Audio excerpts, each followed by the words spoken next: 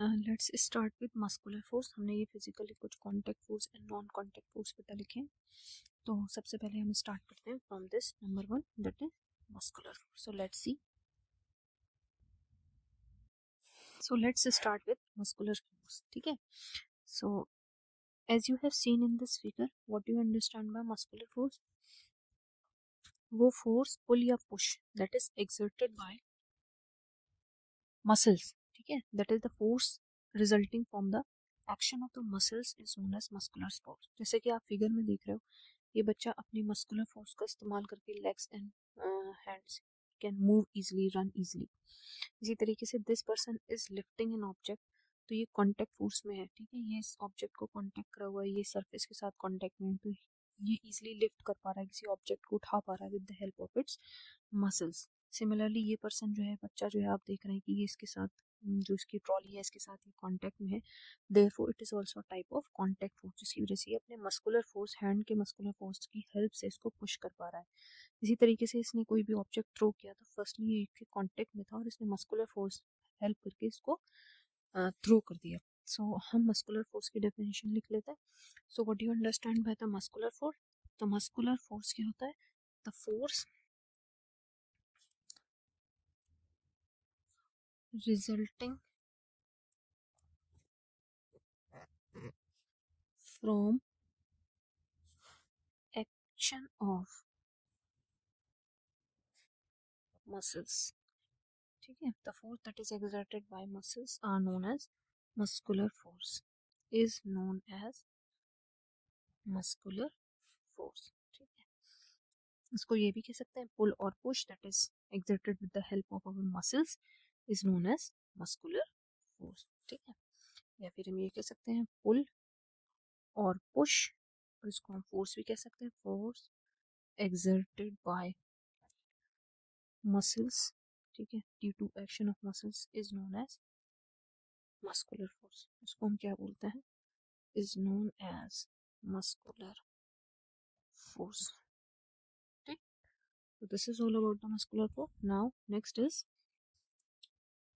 Mechanical force. तो हम mechanical force पढ़ते हैं। ठीक है, अब ये देखो, this is the mechanical force. ठीक है, इसमें क्या है, ये एक एग्जांपल किसका है? हमारा मैकेनिकल फोर्स का। ठीक है, आप फिगर में देखो, इसमें दो तरीके के फोर्स एक्ट कर रहे हैं। ठीक, एक जो मशीन काम कर रही है, जो पिंक कलर के डॉट से है, this is known as the mechanical force, यानी the force exerted by the machine to do some work is called as mechanical work. And ये इस बच्चे के हाथ में जो डोरी है, ठीक है, ये कॉन्टेक्ट फोर्स ऑल्सो, ये क्या कर रहा है, अपनी मस्कुलर फोर्स लगा के इस डोरी को खींच रहा है। तो इसमें दो फोर्स एक्ट कर रही है, एक तो ये बच्चे के थ्रू जो लग रही है दैट इज मस्कुलर फोर्स, और जो इस डॉटेड के अंदर है that is work by the machine, that is known as the mechanical force. ठीक है, तो force exert by the machine, तो हम लिख सकते हैं the force exerted by a machine to do some work is called as, उसको हम क्या कहते हैं, is called as mechanical force। ठीक है, इसको हम क्या बोलते हैं? Mechanical force. यहाँ पर दो फोर्स एक्ट कर रहे हैं, एक तो mechanical force that is acted bye the machine, and second one is the muscular force, जो ये बॉय इसको पुल करने में हेल्प कर रहा है। ठीक है, तो that is called as the muscular force. Next we study about the friction force. नेक्स्ट क्या होता है बेटा हमारा? That is frictional force. It is also a contact force. ठीक है, फ्रिक्शन फोर्स। ठीक है, फ्रिक्शनल फोर्स या फ्रिक्शनल फोर्स, ठीक है, इसको हम लिख सकते हैं फ्रिक्शनल फोर्स लिख सकते हैं। ठीक है, बेटर वर्ड इज फ्रिक्शनल। ठीक, तो what do you understand bye frictional force? आपको पता है बेटा, जब भी कोई दो ऑब्जेक्ट आपस में कांटेक्ट में होते हैं, जैसे हमने देखा ये बॉक्स इसके ऊपर कांटेक्ट में है, ऑल्दो ये हमारी नेकेड आई से स्मूथ लगता है, but there is some interlocking, जो कि यहाँ पर क्या है आपको इस फिगर में नजर आ रही है, दिस इज द इंटरलॉकिंग। तो due to the interlocking of the rough surfaces there is a contact force, इनके बीच में फोर्स बन जाती है। ठीक है, तो रफनेस ऑफ द, ये रफनेस को हम माइक्रोस्कोप में देख सकते हैं, there are tiny hills and valleys existed. तो जो फोर्स एक्ट करता है दो सरफेसेस के कांटेक्ट में, आप देख रहे हो ये बच्चा यहाँ पुश कर रहा है, और ये जो है एक इन दोनों सरफेस में कुछ इंटरलॉकिंग होगी, जो कि नीचे डायग्राम में दिख रही है। इस इंटरलॉकिंग की वजह से एक ऑपोजिट डायरेक्शन में फोर्स लग रहा होगा, जिसको हम बोलते हैं फ्रिक्शनल फोर्स, जो क्या कर रहा होगा, इस बच्चे के फोर्स को, पुशिंग फोर्स को रेजिस्ट कर रहा होगा। ठीक है, तो हम डेफिनेशन रख लेते हैं, द फोर्स एक्टिंग, इसको हम इन डिटेल अभी नेक्स्ट चैप्टर में और अच्छे से आपको सब कुछ पढ़ाएंगे। ठीक है, फिलहाल आप इतना समझिए, this is a contact force, that is ये सरफेसेस के कॉन्टैक्ट में होना ज़रूरी है, दो सरफेसेस, और उनके बीच में इंटरलॉकिंग की वजह से एक अपोजिट डायरेक्शन में जो फोर्स लगती है, that is called as frictional force, acting along the two surfaces in contact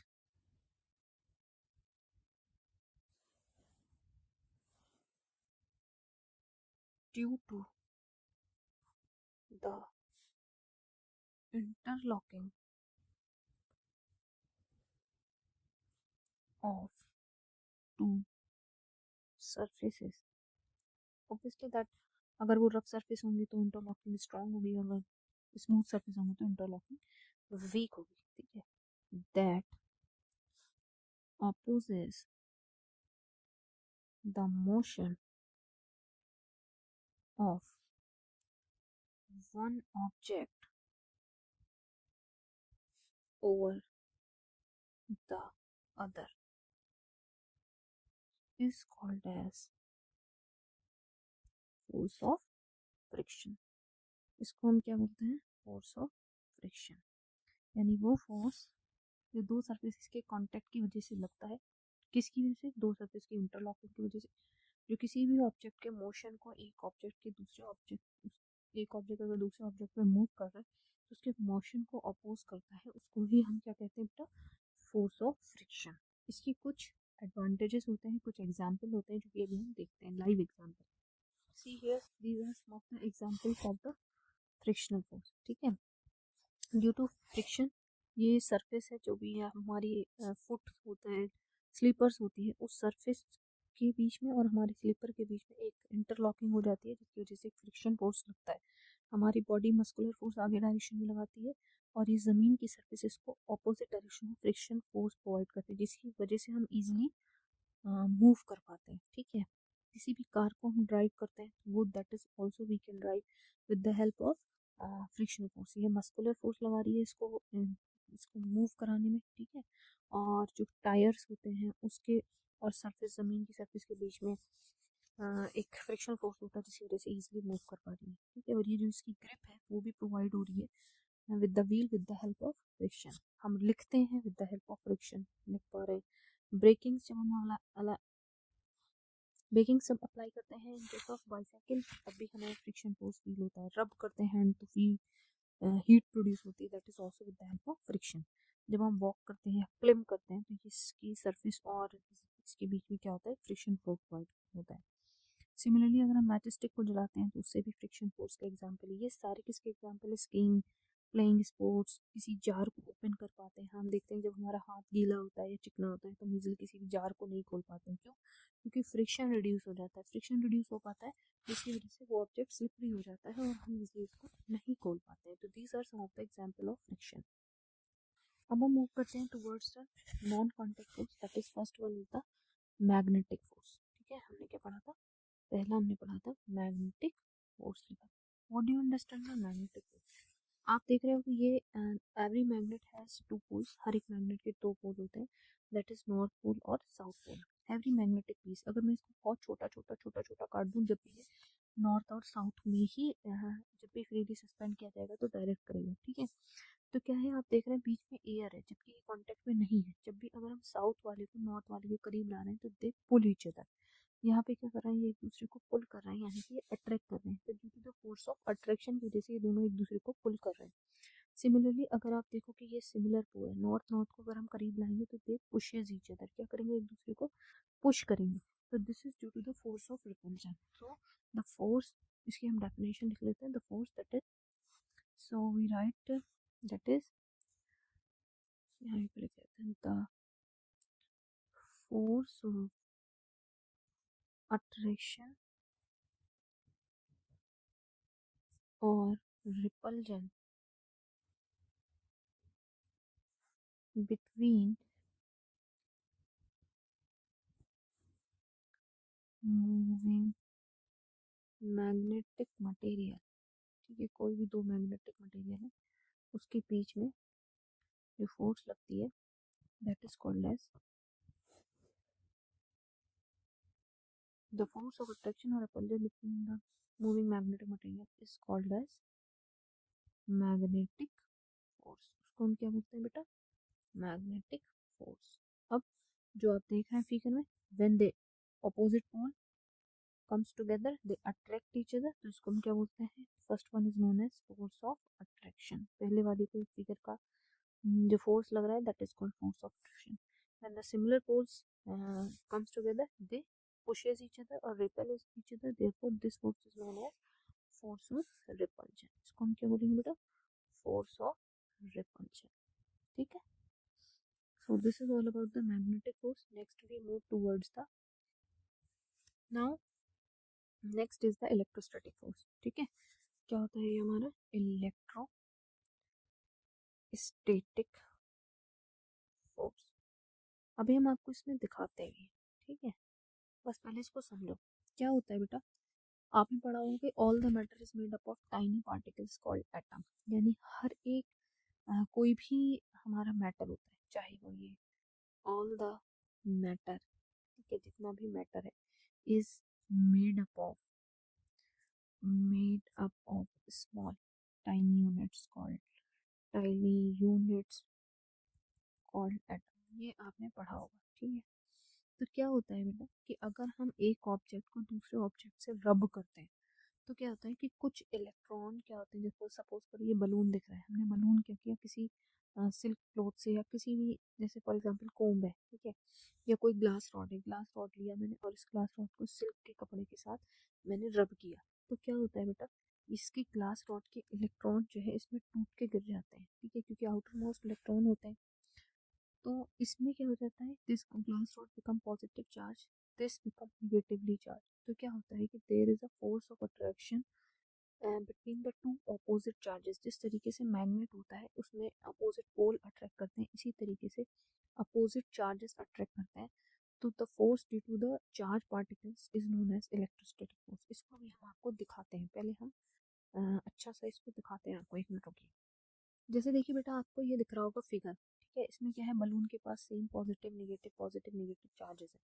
अब हम क्या करेंगे, अगर मैं इसको इसके करीब लेके गई, मैंने इसको रब करके रख रखा है, जैसे मैं लेके गई तो क्या होता है आप देखिए, जैसे मैंने इसके अगेंस्ट इसको रब किया, जैसे मैंने रब किया तो क्या हुआ, इस स्वेटर के कुछ इलेक्ट्रॉन इसके पास आ गए, ठीक है, blue colour is the electron and red colour is the proton, ठीक है। तो जैसे मैं इसको जैसे जैसे रब करूंगी ये क्या करेगा, इलेक्ट्रॉन इसके इसके पास आ गए बलून के पास। अब जैसे मैं बलून को छोड़ूंगी, देख लिया कि ये क्या कर रहा है, इसकी तरफ अट्रैक्ट हो रहा है, यानी अपोजिट चार्जेस क्या करेंगे बेटा, अट्रैक्ट ईच अदर, यानी कि अपोजिट चार्जेस पॉजिटिव और नेगेटिव हमेशा एक दूसरे से अट्रैक्ट करें। अब देखिए जैसे जैसे मैं रब करूंगी, जैसे जैसे इसके सारे इलेक्ट्रॉन इसके पास आ गए, मैं जैसे इसको पॉइंट आउट करूंगी ये इजीली अट्रैक्ट कर लेंगे। तो यहाँ से हमें क्या पता चलता है कि opposite charges attract each other. So let's write the definition of electrostatic force. आपको आई होप ये देख के समझ में आ गया होगा। सो the force exerted by a charged object, किसी भी चार्ज ऑब्जेक्ट के थ्रू जो फोर्स एक्सर्ट करता है on another charged object, another charged or uncharged object is called as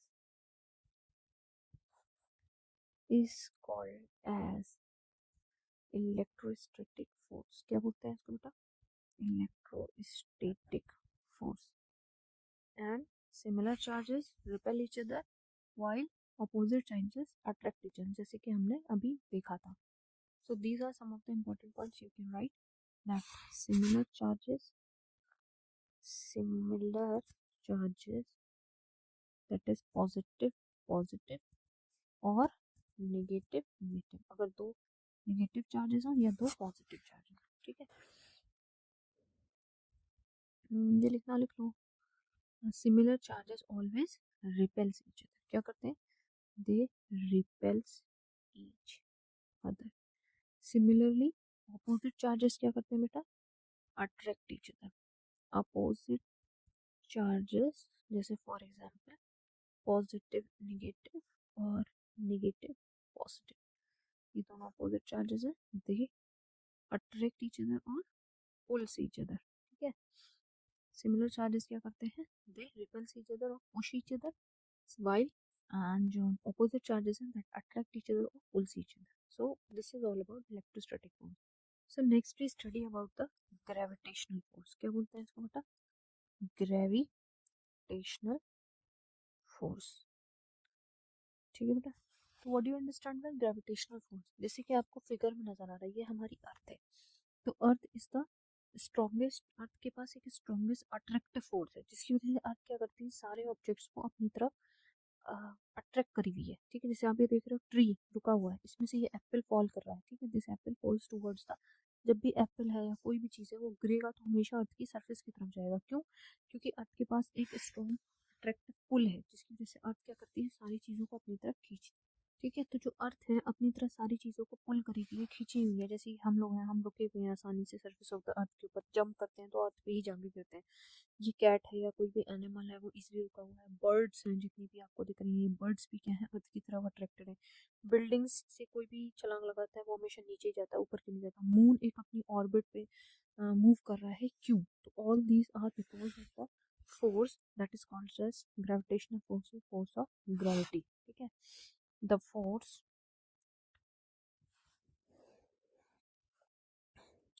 due to the attraction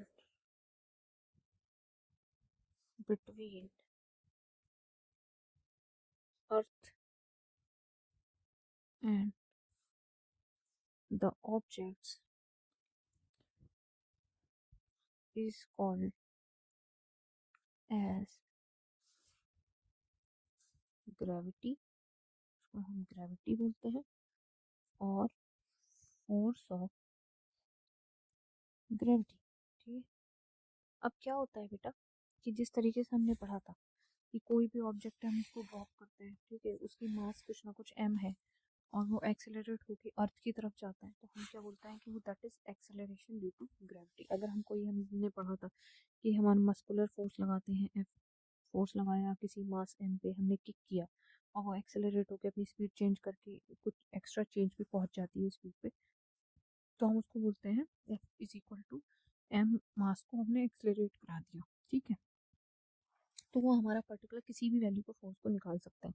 इसी तरीके से अगर m मास का कोई ऑब्जेक्ट है, सपोज करो कि इसका मास m है, कुछ भी है, ये इस वाली कैट का मास m है, ठीक है।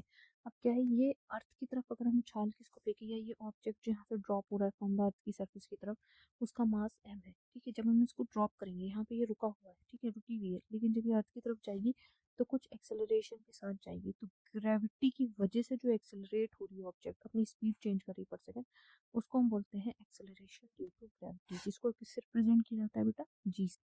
तो ऑन द सरफेस इसकी वैल्यू क्या होती है, ऑन द सरफेस, सरफेस पे एक्सेलरेशन ड्यू टू ग्रेविटी, किसी वर्ड में ही आपको समझ में आ रहा होगा, यानी ग्रेविटी की वजह से जो एक्सेलरेशन लग रहा है, एक्सेलरेशन ड्यू टू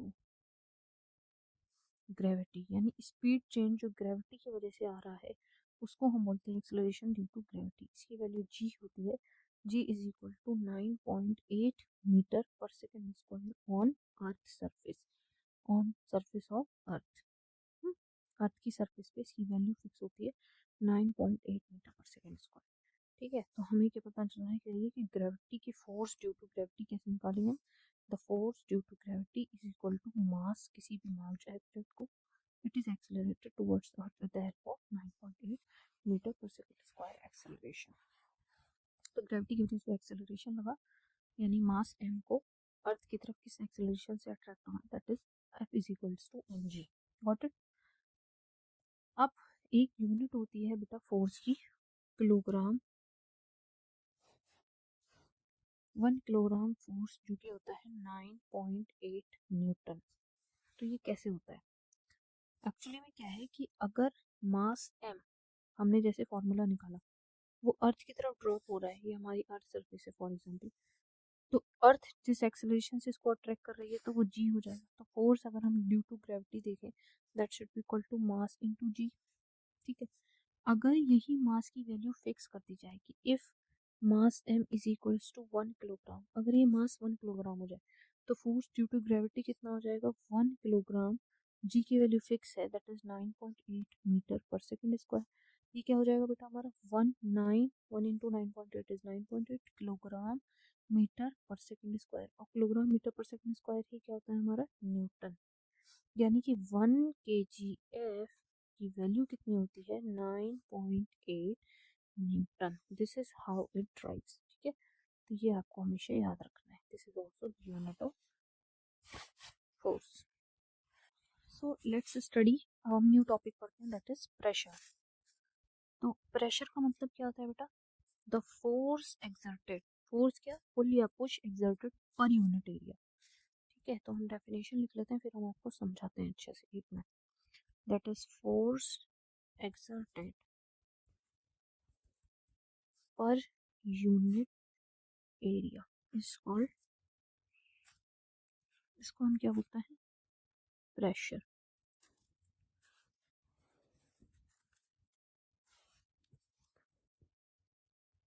और हम क्या बोल सकते हैं, और द फिजिकल क्वांटिटी, वो फिजिकल क्वांटिटी दैट मेजर्स, क्या करती है force per unit area, that measures force per unit area is called, उसको हम क्या बोलते हैं प्रेशर। लेट्स अंडरस्टूड, इसको एक समझते हैं, ठीक है। देखिए एक मिनट, एक फिगर से समझाते हैं आपको। फॉर एग्जाम्पल ये आप देख रहे हो एक पर्सन को, ठीक है। सपोज करो ये आप है, ठीक है। ये आप क्या कर रहे हो, अपने मस्कुलर फोर्स से इसको वॉल की तरफ फोर्स लगा रहे हो, ठीक है। हम इस वॉल का कुछ डायमेंशन मान लेते हैं, फॉर एग्जाम्पल कि इसकी 10 मीटर है, 10 मीटर यहाँ है लेंथ, और 10 मीटर इसकी कुछ विड्थ है, ठीक है। यानी पूरे एरिया जो भी, और आप फोर्स लगा रहे हो, फॉर एग्जाम्पल आप फोर्स कितना लगा रहे हो, आप फोर्स लगा रहे हो 100 न्यूटन, ठीक है। आप 100 न्यूटन का फोर्स लगा रहे हो। अब कोई भी आपका स्टूडेंट आया, कोई भी दोस्त आया, उसने आपसे पूछा कि आप 100 न्यूटन का फोर्स इस पूरे वॉल पे लगा रहे हो, ठीक है। 10 इंटू 10 यानी कि 10 इंटू 10 यानी कि हमारी कितने मीटर स्क्वायर की वॉल हो गई, फॉर एग्जाम्पल हमारी 100 मीटर स्क्वायर की वॉल है, एरिया ऑफ वॉल है, ठीक है, 100 मीटर स्क्वायर। अब आपसे कोई पूछे कि what is the force exerted per unit area, यानी इसकी एक ईंट कितना फोर्स एक्सपीरियंस कर रही है, 1 यूनिट एरिया इसका कितना फोर्स एक्सपीरियंस कर रहा है, तो वो ही क्या हो जाता है बेटा, that is called as the pressure. यानी कि अगर आपसे कोई पूछे कि force exerted per unit area, मैं इसको ब्रिक से इसलिए समझा रही हूँ क्योंकि ये समझाना इजी है। इसका एक यूनिट एरिया कितना फोर्स एक्सपीरियंस कर रहा है, तो आप कहोगे 100 मीटर स्क्वायर की पूरी वॉल है, तो 1 मीटर स्क्वायर की इसकी 1 यूनिट की वॉल होगी, तो हम निकाल लेते हैं that is equal to 100 newton divided by 100 metre square, and that should be equal to कितना हो जाएगा 1 पास्कल, ठीक है। इसमें हमने माना है कि लेट्स सपोज कि ये 10 ब्रिक्स हैं और ईच ब्रिक की लेंथ 1 है, ठीक है। 1 मीटर है तो 10 ब्रिक्स हैं तो 10 मीटर इसकी लेंथ है, ठीक है। But I just assume it to you, but this is actual, इसलिए हमने ये माना कि इसकी एक ब्रिक जो है कितनी हो गई, एक ब्रिक की जो लेंथ और ब्रेथ कितनी हो गई 1 मीटर। ये माना कि हमने इसी एक ब्रिक की 1 मीटर, एक ब्रिक की 1 यूनिट, तो 1 यूनिट की कितनी हो गई 1 मीटर स्क्वायर, गॉट इट। तो हमने ये माना कि एक ब्रिक कितना फोर्स एक्सपीरियंस कर रहा होगा, या एक यूनिट एरिया कितना फोर्स एक्सपीरियंस कर रहा होगा, तो force exerted per unit area को मेजर करने वाली क्वांटिटी को ही हम प्रेशर बोलते हैं। तो यानी वो क्वांटिटी क्या हो जाएगी, that physical quantity is known as pressure, got it. अब हमें ये समझ में आया कि प्रेशर क्या हो जाता है, pressure is equal to force per unit area, force upon area. अब आपको ये पता है जो चीज़ें न्यूमरेटर में होती हैं, प्रेशर को हम P से रिप्रेजेंट कर सकते हैं, फोर्स को F से, और एरिया को A से। जो चीज़ें न्यूमरेटर में होती हैं बेटा वो डायरेक्टली प्रोपोर्शनल होती हैं, यानी जितना ज़्यादा फोर्स उतना ज़्यादा प्रेशर, जितना ज़्यादा फोर्स उतना ज़्यादा प्रेशर, जितना कम फोर्स उतना कम प्रेशर, जितना कम फोर्स उतना कम प्रेशर, ठीक है। यानी ये बोलते हैं डायरेक्टली प्रोपोर्शनल। ये क्या हो गया, directly proportional, force pressure is directly proportional to force, या ये कह सकते हैं कि force is directly proportional to pressure, both are correct. Next क्या होता है बेटा, प्रेशर जो भी चीज़ डिनोमिनेटर में होती है वो क्या होती है, इन्वर्सली प्रोपोर्शनल होती है, यानी जितना ज़्यादा एरिया नीचे की चीज़ बढ़ेगी तो ऊपर की वैल्यू कम होगी। जैसे फॉर एग्जांपल आप देखो कि डिनोमिनेटर में 10 होता है, 1/10, तो दिस इज 0.1, और अगर हम नीचे क्वांटिटी 100 कर देते हैं तो हमारा बन जाता है 0.01, and 0.01 is much lesser than 0.1। यानी अगर हम डिनोमिनेटर बढ़ाते जाते हैं तो हमारा न्यूमरेटर घटता जाता है, ठीक है, और अगर डिनोमिनेटर घटाएंगे तो न्यूमरेटर बढ़ जाएगा, ठीक है।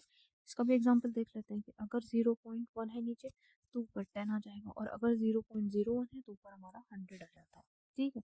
यानी अगर डिनोमिनेटर घटाया तो न्यूमरेटर बढ़ा, न्यूमरेटर घटाया तो डिनोमिनेटर बढ़ा, जिसको बोलते हैं इनवर्सली प्रोपोर्शनल, इनवर्सली प्रोपोर्शनल, ठीक है। यानी pressure is inversely proportional to area, ठीक है। यानी कि अगर एरिया बढ़ा तो फोर्स घटा, फोर्स बढ़ा तो एरिया घटा, ठीक है। सो दिस इज, इसके बहुत सारे एप्लीकेशंस होते हैं, लेट्स स्टडी। नेक्स्ट हमारी जो यूनिट ऑफ फोर्स, एक बार हम प्रेशर की यूनिट देख लेते हैं। यूनिट ऑफ प्रेशर, यानी प्रेशर को किस यूनिट में मेजर किया जाता है, तो प्रेशर इज मेजर्ड, वैसा यूनिट ऑफ प्रेशर भी लिख सकते हैं, मेजर इन पास्कल, ठीक है, या हम ये कह सकते हैं द, और we can say that SI unit of measurement of pressure is pascal. क्या बोलते हैं इसको, पास्कल, कैपिटल पी से रिप्रेजेंट किया है, capital P small A, capital P small A, ठीक है। और it was named after scientist, it was named after scientist, कौन से साइंटिस्ट के बाद इसका नाम है, that is Blaise Pascal, Blaise Pascal, ठीक। तो it was named after Pascal. There are many more units of pressure, let's study, ठीक है। तो हम देखते हैं और सारी यूनिट ऑफ प्रेशर कौन कौन सी होती हैं, ठीक है। तो लेट्स सी, एक होती है हमारी पास्कल, ठीक, उसके बाद किलो पास्कल, किसी भी चीज़ में किलो लग जाता है it means 1000, 1 kilo means 1000 pascal. अगर मेगा लगा हुआ है तो ऑब्वियसली 10⁶ हो जाता है, दैट इज 3 4 5 6, 10⁶ पास्कल, ठीक है। एक बार is also the unit of pressure. 1 bar is equal to 1 lakh Pascal, means 10⁵ Pascal, ठीक है। ये सारे कन्वर्जन आप याद रखेंगे, that might be helpful for you. उसके बाद हमारी मिली को तो सबको पता है, अगर हमारा मिली बार लिखा हुआ है तो इट मीन्स 10⁻, यहाँ पे मिली का 1000 नीचे आ जाएगा और 10⁵ ऊपर आ जाएगा पास्कल का, बार का, तो क्या हो जाएगा हमारा 100 पास्कल, ठीक है। इन पास्कल, बार में 10⁻³ बार हो जाएगा, ठीक है। उसके बाद एटमॉस्फेरिक यूनिट की तरफ चलते हैं, तो 1 atm is equal to 101,325 pascal होता है हमारा, ठीक है। और mm ऑफ Hg में भी इसको मेजर किया जाता है, 1 mm Hg कितना हो जाता है, 133.322 pascal, got it. And next one is the torque, तो 1 टॉर्क कितना होता है, 133.322 पास्कल, ठीक है। These are some of the important unit of pascal, क्योंकि इसकी एसआई यूनिट पास्कल है तो ये सारे के सारे मेजरमेंट हमने आपको पास्कल्स में बता दिए, ताकि आपको कभी भी एग्जाम में ज़रूरत पड़े तो you can easily use it, got it. So this is next most important क्या होता है कि प्रेशर तो पास्कल होता है, ठीक है। हमने क्या पढ़ा था कि pressure is equal to, pressure क्या होता है बेटा हमारा, फोर्स अपॉन एरिया, ठीक। तो प्रेशर की यूनिट तो पास्कल हो गई, 1 पास्कल इज इक्वल टू, इसको न्यूटन होती है, फोर्स की यूनिट न्यूटन, और एरिया की मीटर स्क्वायर, तो 1 pascal is also equal to 1 newton per metre square, ठीक है। न्यूटन पर मीटर स्क्वायर भी हमारी किसकी यूनिट होती है बेटा, पास्कल की, प्रेशर की, ठीक है। और अगर हम न्यूटन को लिख लें क्या, क्योंकि हमें फोर्स दिखा था, force is equal to ma होता है, यानी 1 newton is equal to 1 kilogram metre per second square. तो अगर हम इस तरीके से किलोग्राम में के टर्म्स में पास्कल को निकालना चाहते हैं तो 1 pascal is equal to newton की जगह रख देंगे 1 kilogram metre per second square इन डिवाइडेड बाई मीटर स्क्वायर। ठीक, सॉल्व कर लेंगे। ये हमारा 1 मीटर से 1 मीटर कैंसिल, कितना आ गया 1 किलोग्राम पर मीटर सेकेंड स्क्वायर। क्या हो जाएगी हमारी, this is the unit of pressure. ठीक है, this might be the unit of pressure, ये भी हो सकती है पॉसिबल यूनिट। तो this is all about the unit of pressure. So let's do some numerical based on this exemplar questions.